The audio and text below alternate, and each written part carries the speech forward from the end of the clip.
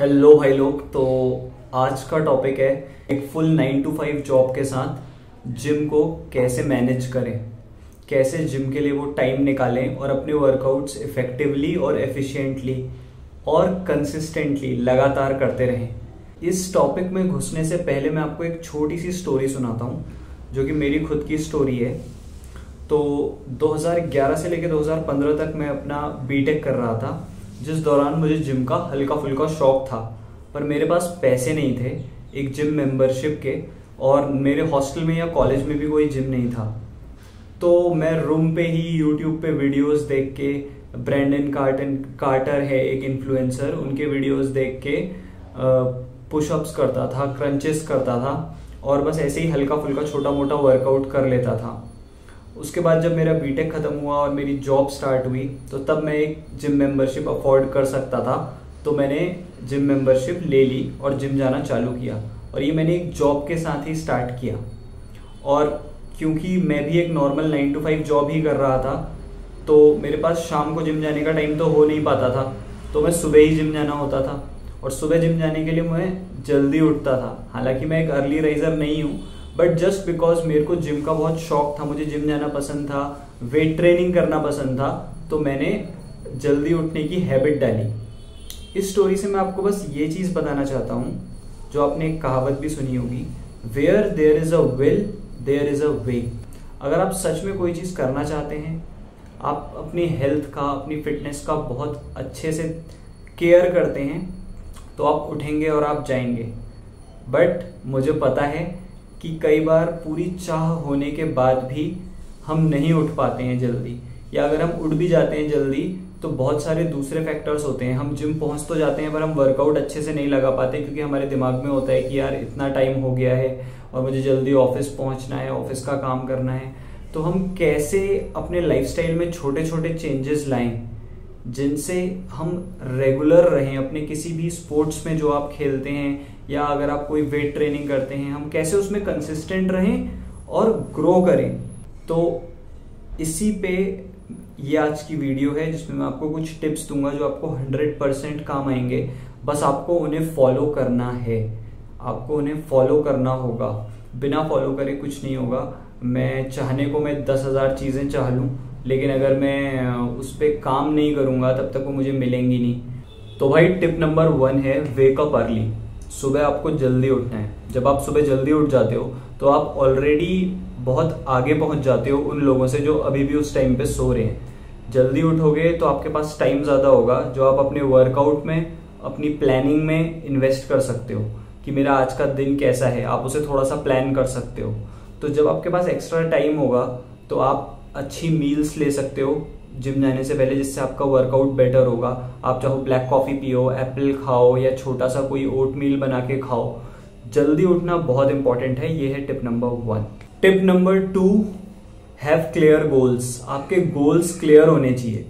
बहुत सारे लोग सबसे बड़ी गलती यही करते हैं कि बस मुंह उठा के जिम पहुंच जाते हैं। अगर वर्कआउट कर रहे हो, कोई स्पोर्ट खेल रहे हो, आप किस लिए खेल रहे हो? सबसे पहले आप सिर्फ हेल्थ और फिटनेस के लिए खेल रहे हो? आप उस चीज को प्रोफेशनली करना चाहते हो? आपके गोल्स क्लियर होना जरूरी है, तभी आप एक प्लान बना पाओगे। दूसरी बात, अगर हम सिर्फ जिम की बात करें तो आपको ये पता होना चाहिए कि मेरा आज कौन सा डे है। मैं पुश पुल लेग्स वाली स्प्लिट लगा रहा हूं या मैं कोई स्पेसिफिक बॉडी पार्ट की स्प्लिट लगा रहा हूं। वो गोल क्लियर होना जरूरी है, और आपके पास उसका एक प्लान भी होना चाहिए। आपके दिमाग में एक रफ फिगर तो एटलीस्ट होनी ही चाहिए कि मैं क्या क्या एक्सरसाइजेस लगाने वाला हूं। आपको जिम में जाके ये नहीं कि दूसरा कोई कुछ लगा रहा है तो उससे पूछ के आप उठा लिया आपने डंबल और आप लगाने लग गए, या जिसने जो मार रहा है वही कुछ भी मार रहे हैं, मिक्स मार रहे हैं। जब तक आप एक प्रॉपर प्लान फॉलो नहीं करोगे आपको रिजल्ट्स नहीं मिलेंगे। तो आपके गोल्स क्लियर होना बहुत जरूरी है पहले से। Tip number 3, make your workout short and effective. भाई कई लोग क्या करते हैं, जिम तो पहुंच जाते हैं, आधे से ज्यादा टाइम वेस्ट करते हैं बातें करने में। वहां लोगों से बातें चल रही हैं, चिट चैट चल रहा है, फोन में इंस्टाग्राम स्क्रॉल कर रहे हैं, फोटो खींच रहे हैं। भाई जो काम करने आए हो वो तो कर लो। अगर आप इन्हीं सब चीजों में टाइम वेस्ट करोगे तो और क्या ही रिजल्ट मिलेगा आपको। बेहतर होगा अपने वर्कआउट्स को शॉर्ट रखो और इफेक्टिव रखो। 1.5-2 घंटे के वर्कआउट से ऐसा नहीं है कि आपको कुछ फिनोमिनल रिजल्ट मिल जाएगा। और याद रखो, हम में से 90% पब्लिक सिर्फ जनरल हेल्थ और फिटनेस के लिए, फंक्शनल रहने के लिए ही जिम जाती है। तो इसीलिए शॉर्ट वर्कआउट बनाओ, मैक्सिमम 1 घंटा, वरना 30 से 40 मिनट में एक अच्छा वर्कआउट हो जाता है। वर्कआउट की इंटेंसिटी थोड़ा हाई रखा करो, एक्सरसाइजेस के बीच में रेस्ट पीरियड को थोड़ा कम रखा करो।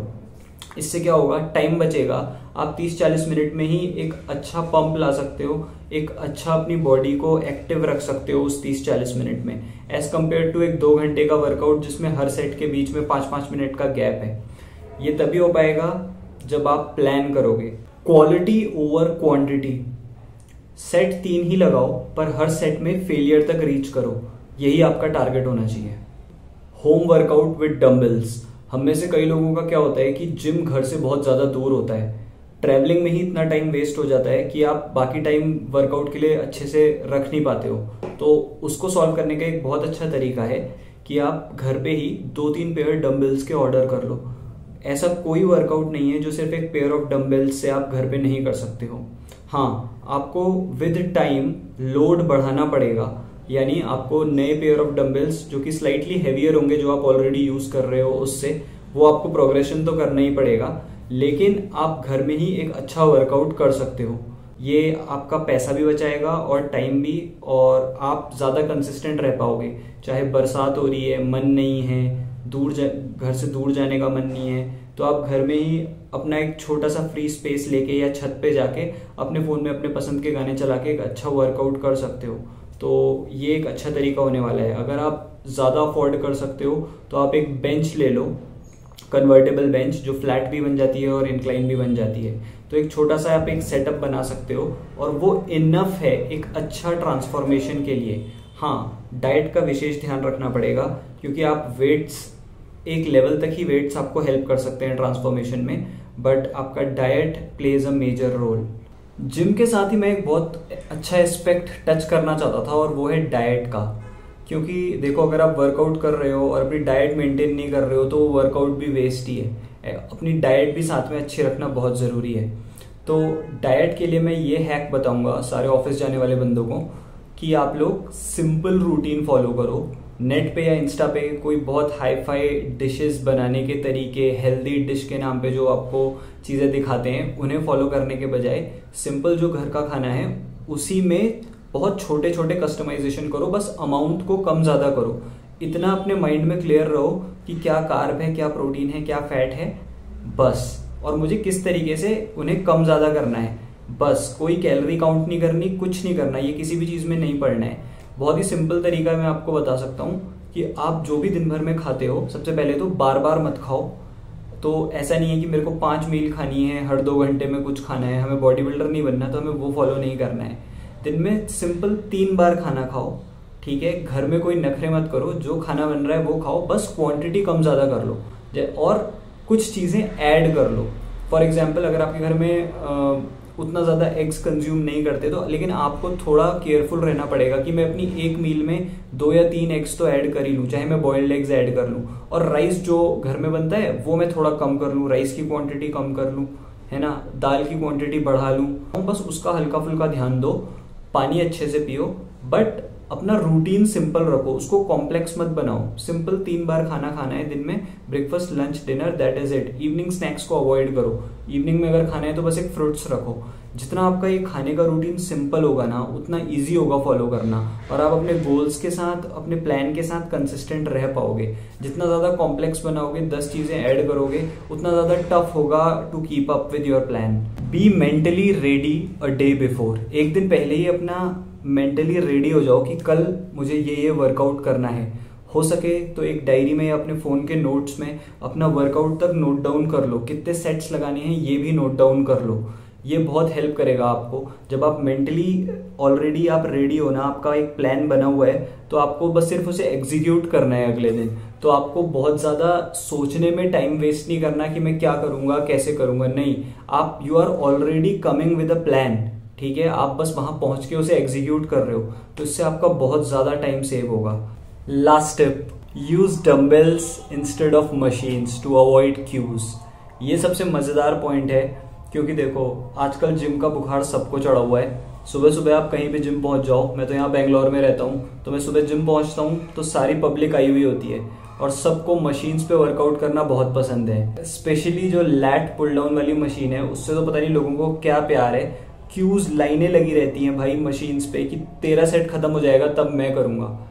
इससे बचने का सबसे अच्छा तरीका है कि आप डंबल्स यूज करा करो अपने वर्कआउट्स के लिए। जितना ज्यादा हो सके, अगर आप फ्लैट बेंच की जगह डंबल प्रेस मार सकते हो चेस्ट के लिए तो वो मारो। सेम चीज आप इंक्लाइन पे मार सकते हो। तो कई बार क्या होता है, मशीन्स अवेलेबल नहीं होती, तो उस टाइम पे वेट मत करो कि मुझे यही मशीन मारनी है। थोड़ा फ्लेक्सिबल बनाओ अपने प्लान को। और वैसे भी अगर आप इन टोटल देखोगे ना तो डंबल्स ज्यादा इफेक्टिव होते हैं as compare to rods.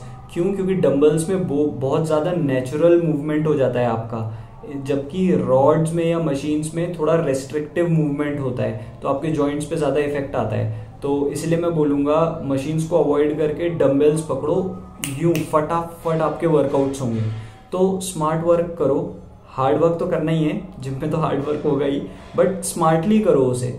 Dumbbells use करा करो, क्योंकि क्या होता है काफी टाइम बच जाता है यार। मैं तो सीधे जाता हूँ, डंबल्स पिक करता हूँ, मैं एक बार बस नजर दौड़ा लेता हूँ कि हाँ ये मशीन खाली है, ये मशीन खाली है, तो मैं सीधे जाऊंगा वो मशीन पे चालू हो जाऊंगा। लेकिन अगर मशीन खाली नहीं है कोई बात नहीं, लेट इट बी, सीधे जाओ डंबल उठाओ। अगर मेरे को मिलिट्री प्रेस मारना है और सारी रॉड्स ऑक्यूपाइड हैं तो मैं सीधे डंबल प्रेस मार लूंगा शोल्डर के लिए। अगर मेरे को फ्लैट बेंच मारनी है और फ्लैट बेंच पे ऑलरेडी कोई बंदा लगा हुआ है, अब मैं उससे जाके पूछूं तेरे कितने सेट हैं, कितना टाइम लगेगा, उससे बढ़िया है कि मैं सीधे जाऊंगा, कोई खाली बेंच पड़ी है और डंबल उठाऊंगा और डंबल चेस्ट प्रेस मारूंगा। तो भाई थोड़ा खुद भी ट्राई करो अपनी तरफ से कि तुम कैसे सारा डिस्टरबेंस और जो सारी चीजें ब्लॉकेजेस होते हैं ना वो तुम्हें तुम्हारे प्लान में एग्जीक्यूट करने से जो रोकते हैं उन्हें खत्म करो और धैर्य धैर्य धैर्य आगे बढ़ो। तो यही थी यार मेरी टिप्स, इन्हें जरूर फॉलो करो, बहुत काम आएंगी, एक्सपीरियंस से बता रहा हूँ। और या हैप्पी जिमिंग।